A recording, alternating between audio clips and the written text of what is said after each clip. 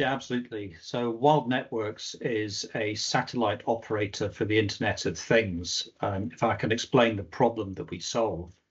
So currently today, only about 15% of the world's surface has got access to the internet through 3G, 4G, 5G and Wi-Fi. In the other 85% of the world's surface, there's no access to the internet. And in respect to the Internet of Things, companies are looking to deploy about 46 billion IoT devices by 2028. And a lot of those IoT sensors are going to be deployed in that 85% of the world's surface where they can't connect to the internet.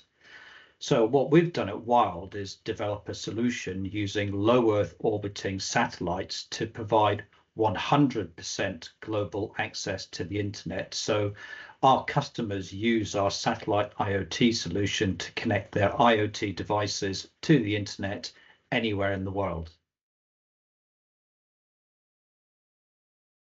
Our business model is very, very simple. It's similar to that of a mobile operator in that we sell a piece of hardware, which is a one-off fee, which is a terminal that collects data on the ground from a sensor.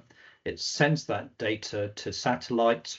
Satellite sends that data back down to a product called Wyld Fusion, and we charge our customers a monthly fee to access Wyld Fusion. And then we send that data to our customers, and our customers pay us a monthly fee of up to about $5 per month per terminal that's deployed. So as I said, it's very, very similar to that of a mobile operator, where you pay a one-off fee for your handset, then every month you pay a subscription or a payment to actually use the network.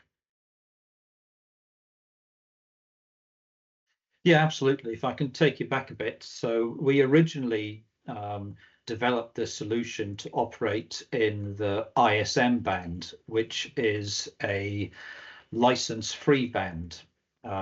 So it's regulated but free to use. However, unfortunately, we didn't get enough satellites up there. Our partners didn't deploy sufficient satellites to operate in the ISM band. So we moved to the S and L band. And these bands are regulated and licensed frequency bands. So we then had to apply for right to use that spectrum and market access rights by country. So we've done a lot of work there, and we now have the market access or license rights to use the S band and the L band in about 75 countries around the world at the moment, mainly in Africa, Asia Pacific, the whole of Europe, and the majority of South America. And we're continuing to add to those licenses. So currently, at the moment, we can operate and deploy in volume in those 75 countries at the moment. Yeah, absolutely. So if I can give some context behind that, the US is not included in those 75 countries we can operate in at the moment. However, we are going through the process to get that license in the United States. And to give you an idea on the importance of that, satellite IoT solutions are basically set to grow to a value of about $15.5 billion by 2032. And the United States actually represents 30% of that market value. So it's really important for us to get the US operating license or the market rights to deploy in the US.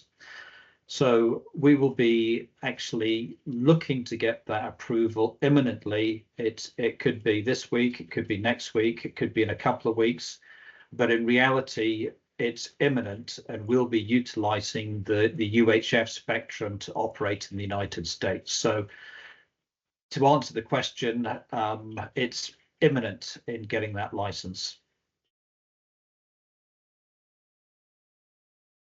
Yeah, absolutely. So we obviously completed the development of the L band and S band products, and we ramped up production at the beginning of this year. We actually announced it a couple of weeks ago.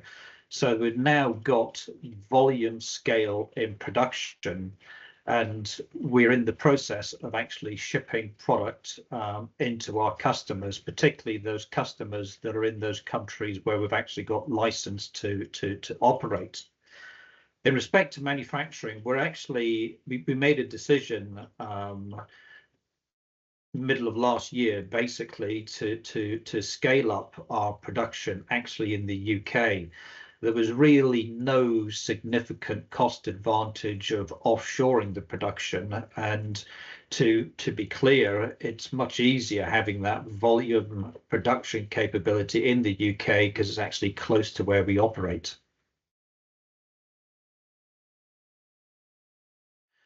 We got awarded a 5 million kroner payment by the British government. And just for clarity, that is not a tax deduction. It's not an investment for equity. It's actually a cash payment to Wyld. So we'll receive the 5 million kroner probably in the next few weeks. So it actually is a cash payment to Wyld. And the British government is very keen to basically provide funds to companies in the UK that are developing cutting edge solutions. We will obviously next year receive a similar amount. So it's a payment that actually moves forward. But I just wanted to be clear to all our listeners that it's actually a cash payment to Wyld Networks. Well, 2025 is going to be a stunning year for Wyld Networks. If I was to look at the three key focuses we've got, the first key focus is focusing on our existing customers and delivering to them against the backlog of orders, which is quite substantial at the moment. So delivering to those existing customers in volume is our first focus. Our second focus is basically expanding our reach by getting additional licenses in additional countries. So going beyond the 75 countries we already have operating licenses in, that will expand our market.